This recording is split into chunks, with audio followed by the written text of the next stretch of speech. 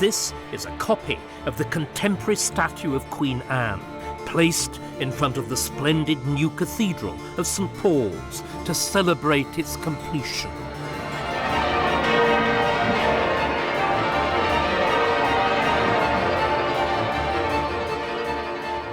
The Queen herself came here in 1704 to lead the national service of thanksgiving for Blenheim, the great victory won over Louis XIV of France by her general, John Churchill, Duke of Marlborough. The last monarch to come to St. Paul's for a victory service was Elizabeth I, and the parallels between the two queens were invoked in the celebrations.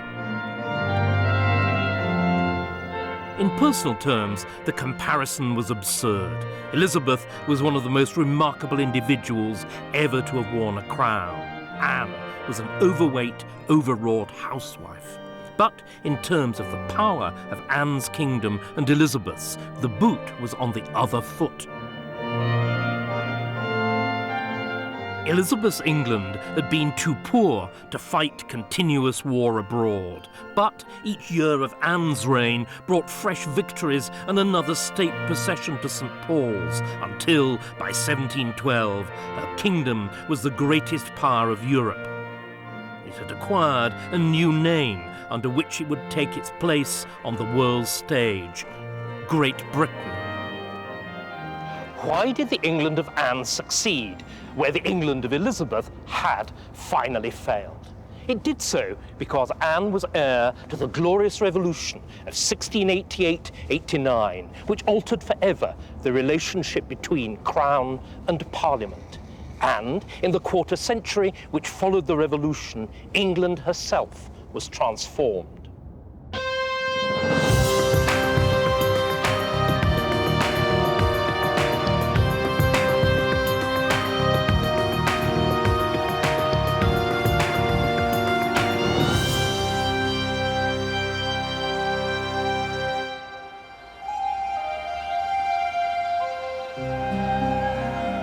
"14 years before Anne became queen, her sister Mary and brother-in-law William arrived by barge here at Hampton Court.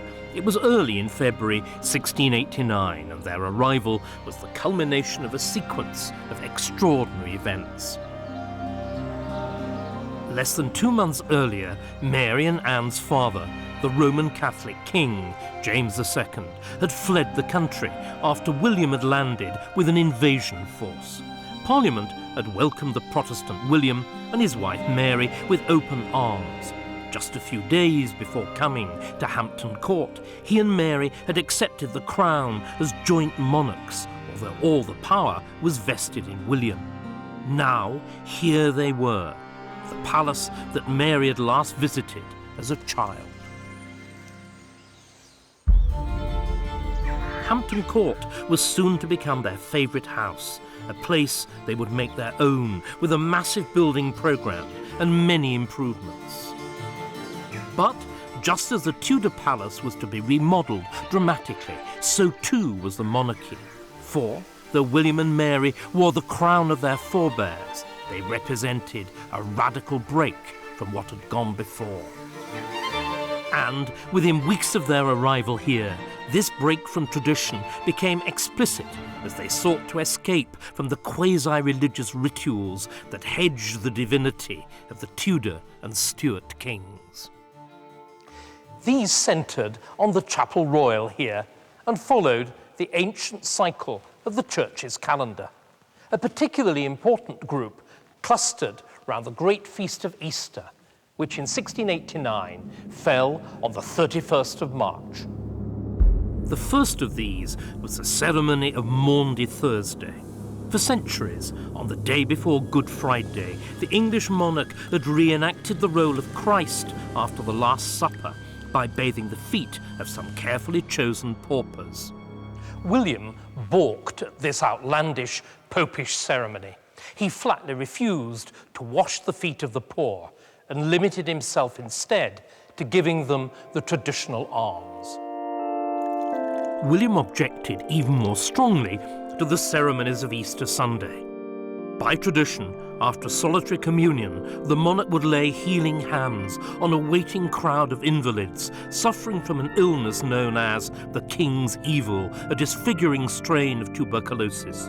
It was a ceremony on which Mary's father had been especially keen.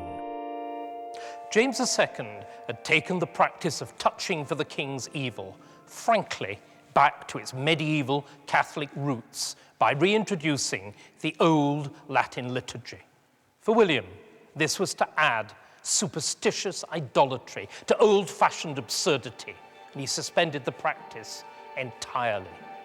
God give you better health and more sense, he is supposed to have told the hopeful afflicted.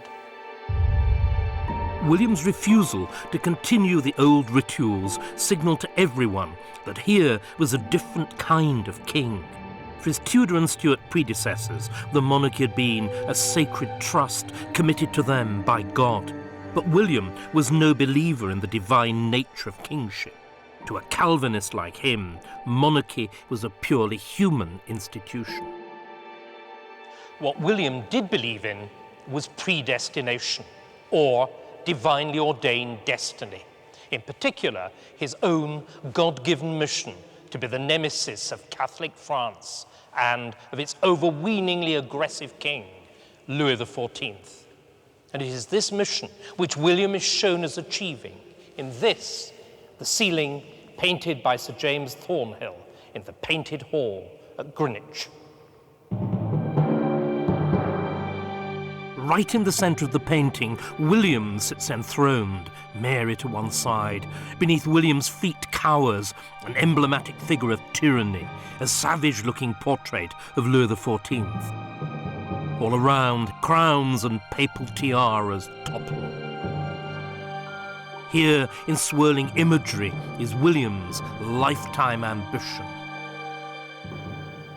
To become King of England was only a step towards this goal of crushing France and Louis XIV, and not an end in itself. This meant that what his predecessors had regarded as inalienable God-given rights, William saw only as bargaining chips that he was willing, if not necessarily happy, to negotiate away in return for the hard cash that was needed to fight his war to the death against France.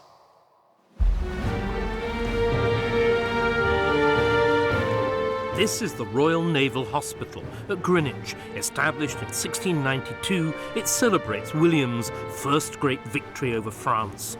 William had seized the chance to thrust his father-in-law from the throne, principally because he wanted English support in the Dutch war against France. But he soon found that such help was far from automatic, for the events of 1689 had changed the attitude of both parties in the English Parliament towards their monarch.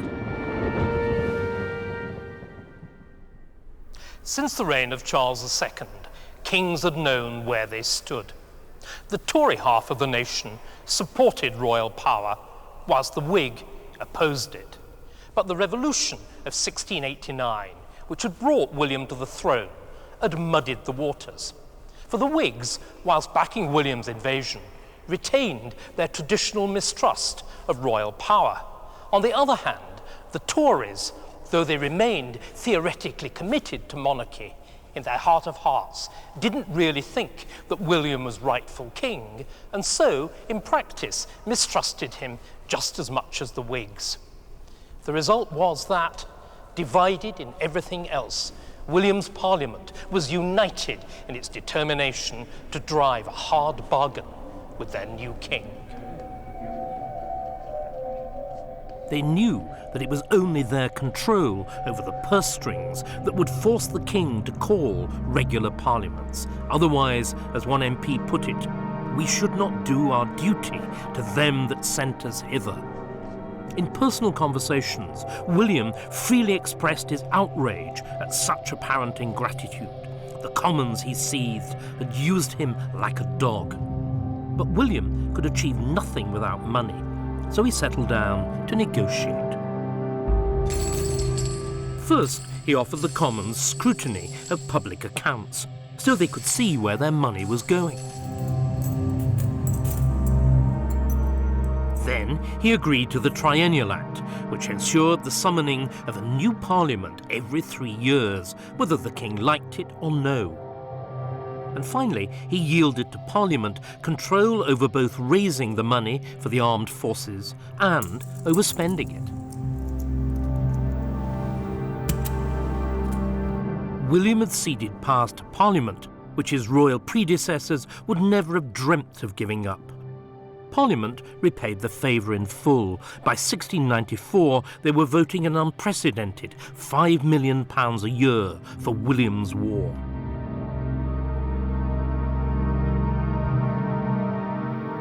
And every penny was needed, for the war which William was to declare against France within days of his coronation was the longest, largest, most expensive conflict in which England had engaged since the Middle Ages. The man who was to become its leading general, Marlborough, predicted that it would last forever. In sober fact, it was a new 100 Years' War whose outcome was not decided until the Congress of Vienna in 1815. The scale of the war and the taxation that it entailed completed the revolution of 1688-89 and made it permanent. And the results were literally set in stone. The Royal Hospital at Greenwich is only the first of William's great monuments, grander than any royal palace. It's a celebration of both England's naval greatness and, in its lavishly painted interiors, the glorious Revolution and William's own triumphs over France. But perhaps the most enduring monument to William's war machine is the Bank of England, established in 1694 to manage the government debt incurred in fighting the French War. Its security was not the king's personal credit, but the guaranteed steady income of parliamentary taxation that would prove the basis for Britain's future prosperity. But William's greatest achievement was his ability to make the relationship between monarch and parliament work for the first time in over a century. His pragmatism and tenacity laid the foundation stones of a truly modern state.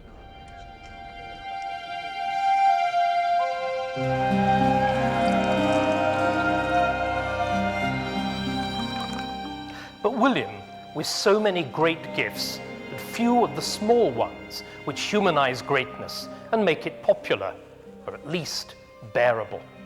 He had no small talk. He suffered fools not at all, and he hated company, preferring instead to relax with a handful of his intimates here in his private dining room at Hampton Court, where, surrounded with paintings of the beauties of the court, they would get right royally drunk.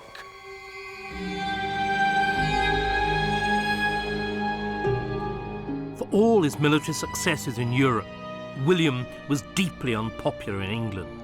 His intimacy with favoured household officials fueled rumours of homosexuality. He built himself a new private banqueting house in the grounds of the palace, but the friends he entertained there were all Dutch, and this the xenophobic English found intolerable.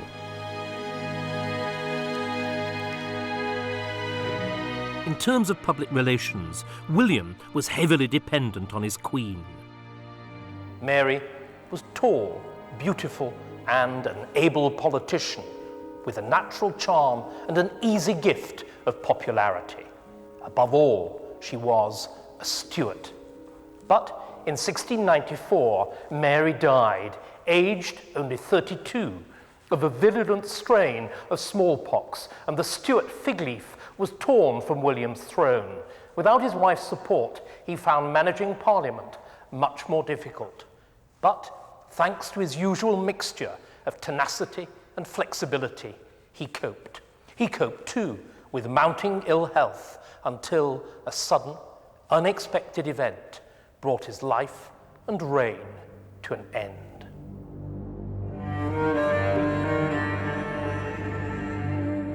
Early in the spring of 1702, William was hunting here in Richmond Park when his favourite horse, Sorrel, stumbled at a molehill.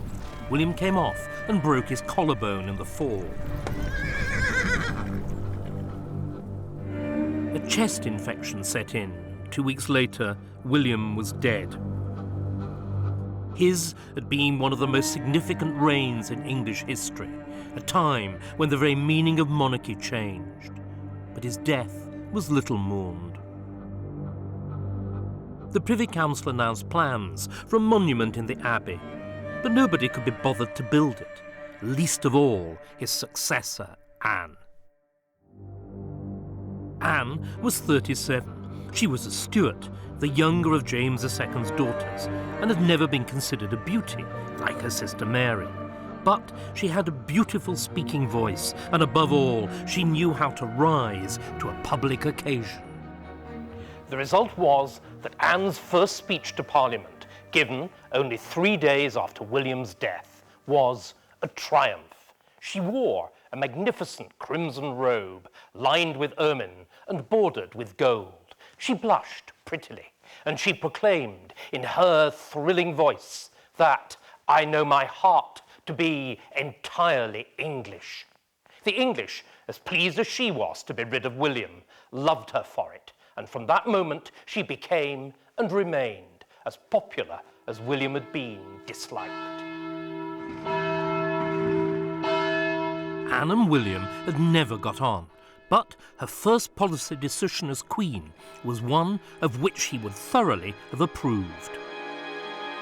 For 4 years there had been peace with France, but events in Europe meant that it now looked as if the Spanish crown might fall into French hands. That would make William's old enemy, Louis XIV, easily the most powerful man in Europe once more. Just before his death, William had reassembled a grand alliance of nations to fight France. But the declaration of war was left to Anne. Louis is supposed to have replied mockingly that he must be old indeed, now that women made war on him. But, oddly enough, it was the fact that Anne was a woman which proved his downfall. For William, as was then customary, had acted as his own commander. This was a mixed blessing. William was brave to the point of foolhardiness, and he was indomitable, but he was no general. On the other hand, the man that Anne appointed to act in her stead was. Indeed, John Churchill, Duke of Marlborough, ranks with Caesar and Napoleon as one of the great generals. A master of the art of manoeuvre, Marlborough was to break with the lumbering siege warfare of the day and almost literally run rings round the French, revolutionizing the art of war in the process. But it's likely that Anne chose him as much for his wife's qualities as his own. Sarah Churchill had been a friend of Anne's since they were children. Anne was only 6 when her mother died and had soon been separated from her father also. In place of parental love, she enjoyed a series of intense friendships with other women. Much the most important and long-lasting was with Sarah Churchill, and the testimony to it is these countless letters they exchanged with each other under the levelling pseudonyms of Mrs. Freeman, Sarah, and Mrs. Morley, Anne. Back in 1692, Anne had broken irretrievably with William over her refusal to part with Sarah, to whom she pledged herself passionately in this letter. "No, my dear Mrs. Freeman, never believe your faithful Mrs. Morley will ever submit. She can wait with patience for a sunshine day, and if she does not live to see it, she hopes that England will flourish again." Now, with William's death, the sunshine day had arrived for Anne, England, and especially for the Churchills. Within weeks of Anne's accession, both John and Sarah had established positions of unrivaled influence. Sarah was made Groom of the Stole and head of the royal bedchamber. The office was known from its official symbol as the key to the monarch, and it controlled access to the Queen's private apartments, her robes and jewels, and her personal cash. At the same time, John was made Captain General, Master General of the Ordnance, and Ambassador Extraordinary to the Dutch Republic. Most importantly, he was now joint commander of the Anglo-Dutch alliance against France. He was an immediate success. In 1702, he freed the Dutch Republic from the French stranglehold. In 1704, he shattered the French threat to Austria, the other key member of the Grand Alliance, with the victory of Blenheim. The French commander was captured along with 13,000 of his men. It was England's greatest victory since Henry V's at Agincourt.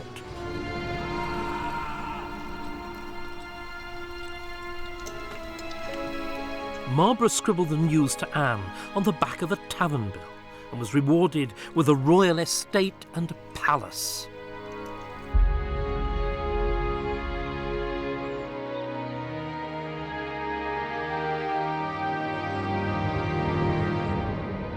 Named after his great victory at Blenheim, every feature of this building memorialises Marlborough's triumphs.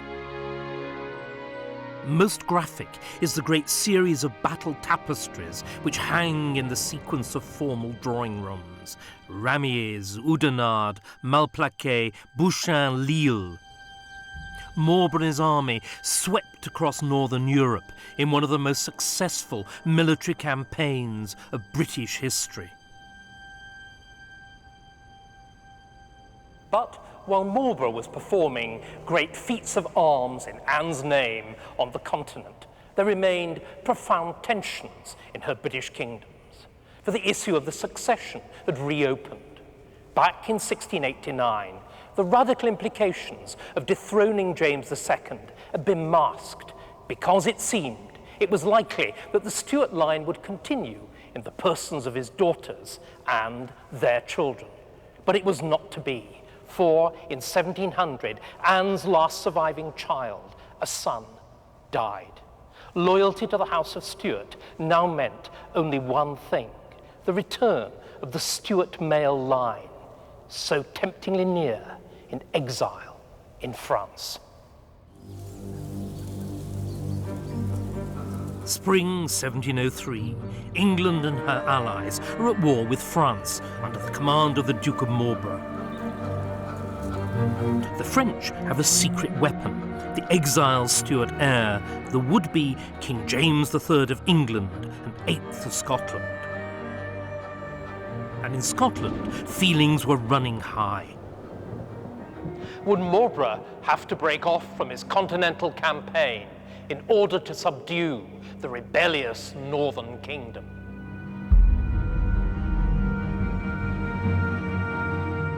In March 1703, the Scots Parliament was opened with the customary riding.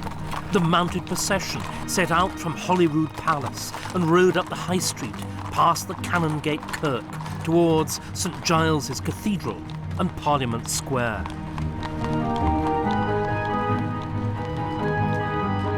First came the nobles in their robes, then the barons representing the shires, and finally the town burgesses.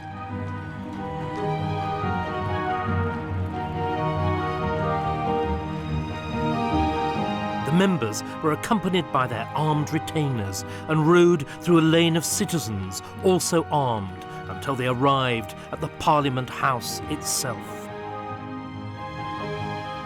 The carrying of arms was traditional, but on this occasion, the atmosphere was feverish with barely suppressed real violence. Our swords were in our hands, at least our hands were at our swords, one leading member recalled.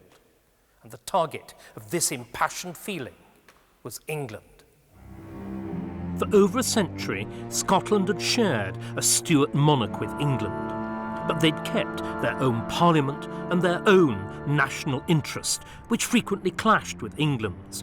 Tensions between England and Scotland now reached boiling point. The Scots had a weapon to hand, the question of who would succeed Anne. Many in Highland Scotland and some in England, felt allegiance toward James Edward Francis Stuart, the son and heir of James II, living in exile in France. The French had already recognised him as rightful king. But the English Parliament was determined not to have a Catholic. So, in 1701, they'd passed the Act of Settlement, which handed the succession to Sophia of Hanover and her eldest son, Georg. They were an improbable 50th and 51st in the line of succession, but they were the first Protestants on the list. But the English Parliament had passed the Act of Settlement without consulting the Scots. It was now the Scots' turn to play the English at their own game. The Scots Parliament of 1703 did so in the Act of Security here. This provided that, after Anne's death, the next monarch of Scotland should be a Protestant and of the royal line, but should not be the same person as the successor to the Crown of England. The Act was deliberately provocative. Some saw it as an invitation to James Stuart to convert, others as a bid to extract commercial concessions from the English. But the hands of Anne and her English Parliament were tied. They couldn't afford to tangle with Scotland while still fighting a war with France. So, having delayed for over a year, Anne reluctantly gave her assent. But only 4 days after she did so, news reached London of the greatest of Marlborough's victories at Blenheim.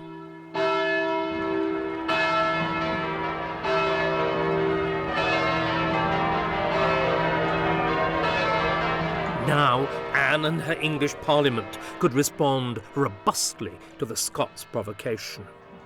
The result was the Aliens Act, passed in spring 1705. All Scots, except those resident in England, were to be treated as aliens, and all the major Scots export trades to England banned, unless, by Christmas 1705, significant progress had been made towards agreeing a union of the two kingdoms. Union had been discussed on and off over the years, but one country or the other had always had a reason to resist. But the Aliens Act hit the Scots where it hurt, in the pocket and in trade. It was enough to bring them to the table. Each Parliament now appointed a set of commissioners to try to thrash out an agreement in London. This wall is one of the few surviving fragments of the Palace of Whitehall, and it was here, in the building of which it once formed part, that in April 1706 the Union Commissioners began work. To avoid suspicion of collusion, the two sets of commissioners met in separate rooms, communicated only by written minutes, and strictly avoided socialising with each other. On the 22nd of April, the English room sent the following proposal to the Scottish: that the two kingdoms of England and Scotland be forever united into one kingdom by the name of Great Britain, that the United Kingdom of Great Britain be represented by one and the same Parliament, and that the succession to the monarchy of Great Britain be vested in the House of Hanover. On the 25th, the Scottish commissioners came back with a counter-proposal. They would accept union and the Hanoverian succession, but on condition of freedom of trade, not only within the United Kingdom, but also with the plantations. The English replied promptly that they regarded such a mutual freedom of trade as a necessary consequence of a full and entire union. This was the key concession.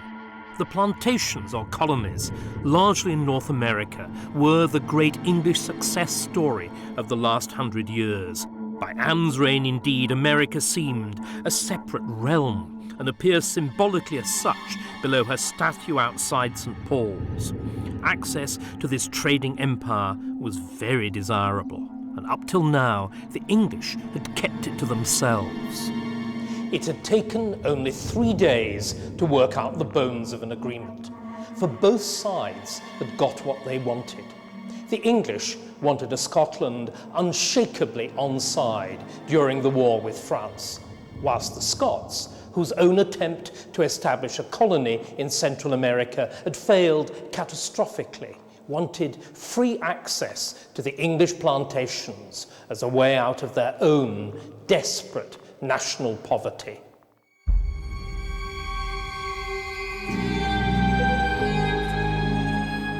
But the agreed Articles of Union had still to be ratified by the Parliament in London and in Edinburgh, where they were being asked to sign their own death warrant.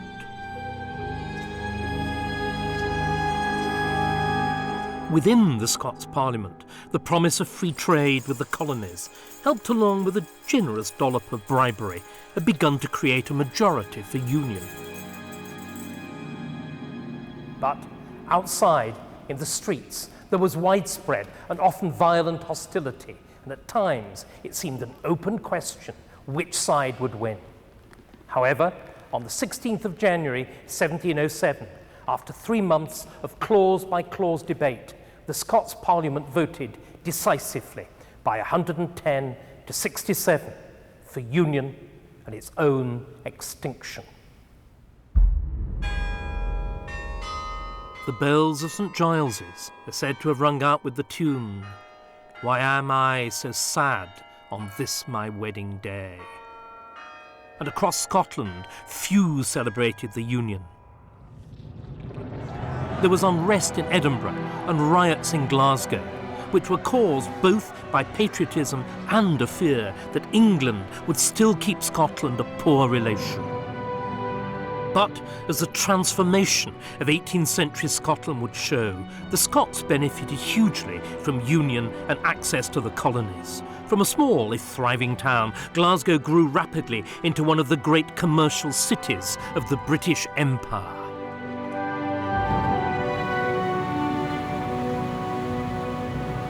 In London, the union was marked by a day of grand celebration, and for Anne, yet another great ceremonial visit to St. Paul's.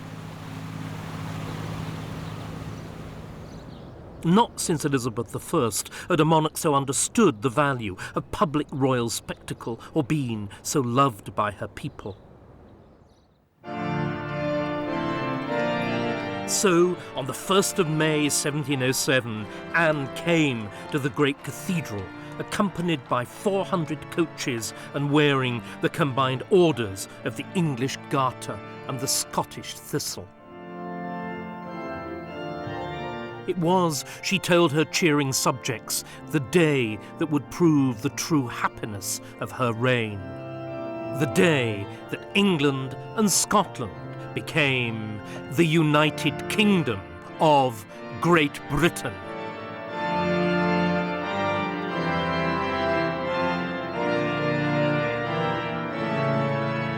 But for all the public achievement, in private Anne found happiness increasingly elusive. After decades of intimacy, her close friendship with Sarah Churchill, Duchess of Marlborough, was beginning to cool. The private squabble had a political origin.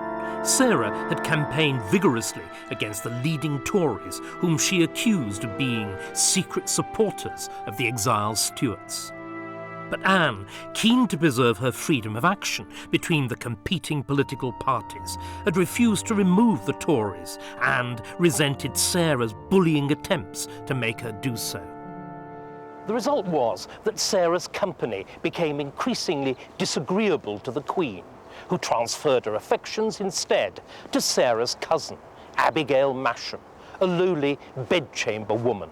Sarah, outraged in turn, accused the Queen, in barely concealed terms, of lesbianism. She showed Anne a ballad ridiculing Abigail's position in Anne's household. Her secretary she was not, because she could not write, but had the conduct and the care of some dark deeds at night. True or not, it was an appalling insult. For 2 months, the two women did not speak. Then they were forced to share a coach on the way to St. Paul's for yet another service of celebration. En route, the two women had a terrible quarrel. because Anne, who hated cumbrous clothing, had refused to wear the rich and heavy jewels which Sarah, as groom of the stole, had put out for her to wear. As they stepped out of the coach, Sarah hissed, "Be quiet," to the Queen, lest, she claimed, others overheard their quarrel. Anne never forgave the insult to majesty, and it was all over between them. This rupture in Anne's personal relationships had serious consequences.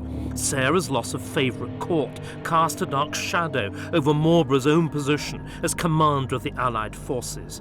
And it came at a critical time, for Anne, along with much of the nation, was becoming sick of the war, the deaths and the spiralling taxation. The turning point was Marlborough's Battle of Malplaquet, the first time the war had been fought on French soil. It was an English victory of sorts, but the casualties were enormous, 8,000 British dead, and the French, faced with the invasion of their own soil, dug their heels in to fight a patriotic war. Marlborough's reaction was to demand the Captain Generalship for life, like Oliver Cromwell. Anne's was to exclaim, "When will this bloodshed ever cease?" and to decide that Marlborough must go. He was dismissed in December 1711, and his Whig supporters in government replaced by a Tory ministry that was determined to negotiate a unilateral peace with France. Negotiations were opened, and after 9 years of warfare, agreement quickly reached. To Britain's allies, including the Elector of Hanover, this was a gross betrayal.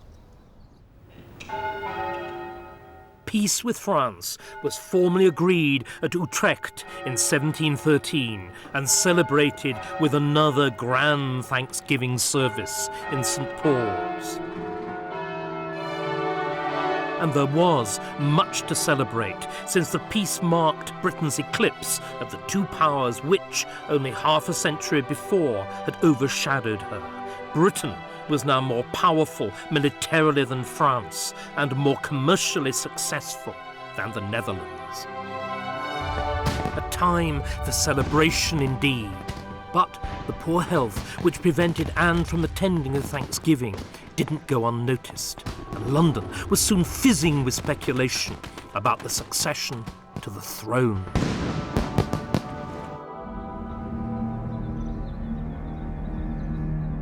This statue of Anne was erected within a year of peace with France.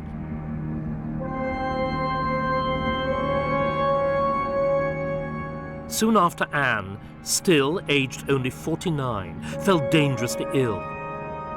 She'd been the most popular monarch since Elizabeth I, a queen whose reign had seen England become the greatest power in Europe and who had brought England and Scotland together as Great Britain. But as she lay dying, all anyone cared about was who would succeed her.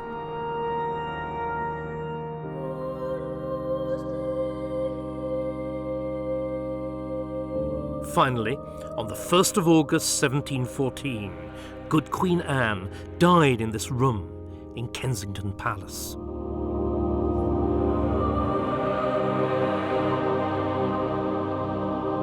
The two principal claimants to her crown were both several hundred miles from London, Georg Ludwig in Hanover and James Stuart in France, under the protection of Louis XIV.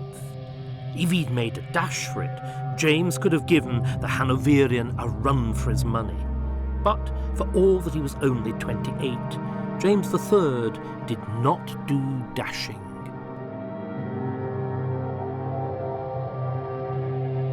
But neither did Georg.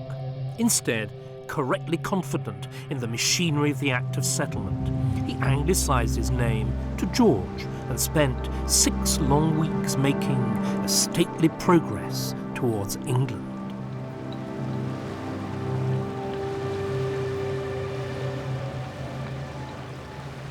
He landed at Greenwich on the 18th of September at 6 p.m. Then, accompanied by his eldest son, George Augustus, and a great crowd of nobles, gentry, and common folk, he walked through the great colonnades and courtyards of the Royal Naval Hospital to the Queen's house here in the park, where he spent his first night in England. Whilst George and his German advisors prepared for his coronation, James Stuart lingered on in France. It would be up to his supporters to go it alone without him. In the late summer of 1715, the Earl of Mar raised the Stuart standard at Braemar in the Highlands and rallied the clans to the Stuart cause. The newly formed Jacobite army began to march across Scotland, soon taking Perth, but coming to a halt before the small British force garrisoning the key stronghold of Stirling. They finally confronted each other at Sheriff Muir, just a few miles from the fortress.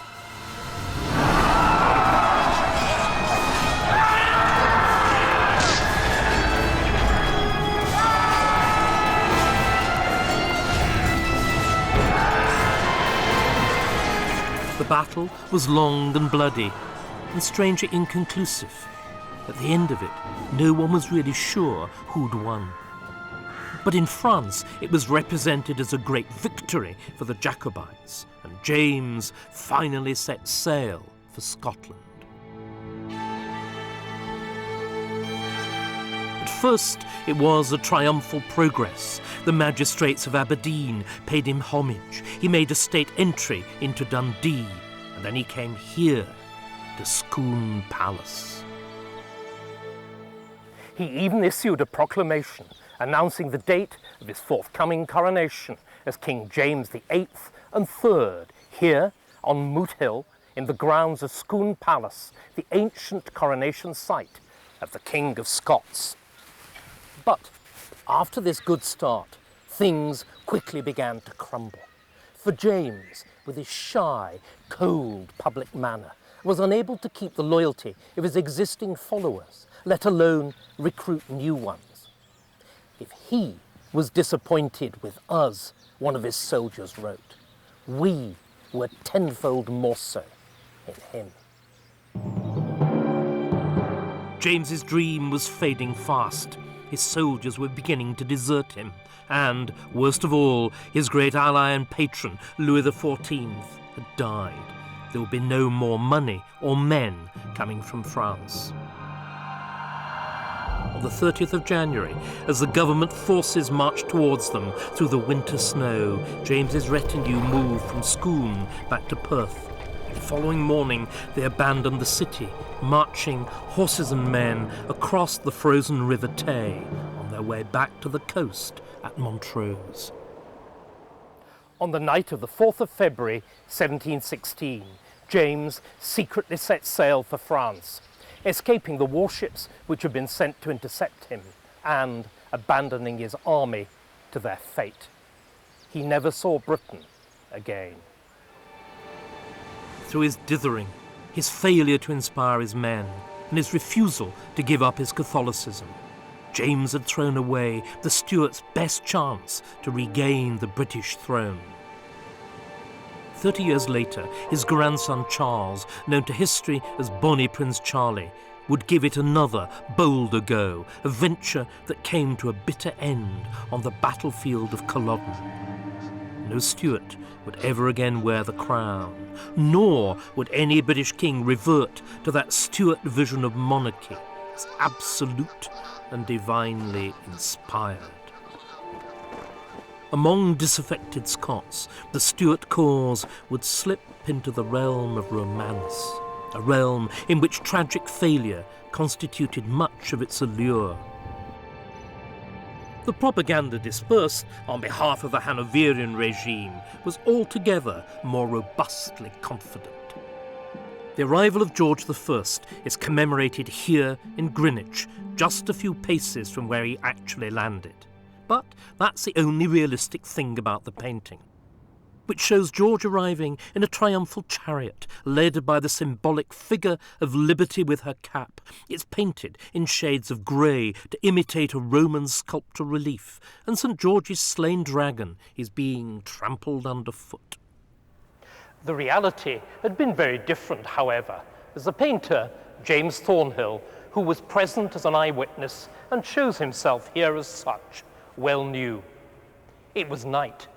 George's dress was wholly inadequate to the occasion, and most of the receiving nobles were Tory, which was the wrong political party.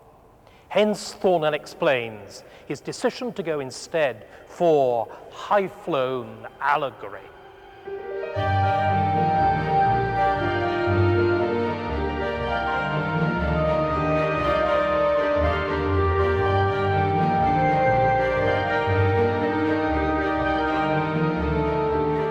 But the sober reality had been right, of course. George was a modest man and would preside over a modest monarchy. Parliament had brought him to the throne, and Protestantism would keep him there. The crown which George had inherited had been utterly transformed under his immediate predecessors. The reigns of William and Mary and Queen Anne are little remembered today, but they are amongst the most significant in English history. In a single generation, Britain had freed herself from political and religious absolutism, and in so doing had freed herself for the most rapid expansion of any European power since Rome. At the root of this success was the Glorious Revolution. The religious settlement and union with Scotland meant that energies which had been devoted to civil war could turn outward to European war and overseas expansion.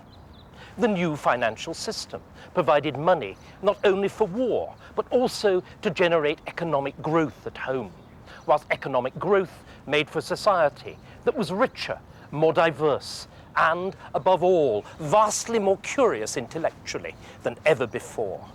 It was a virtuous circle. In just 25 years, England and her monarchy had discovered their own route to modernity and had become Great Britain along the way.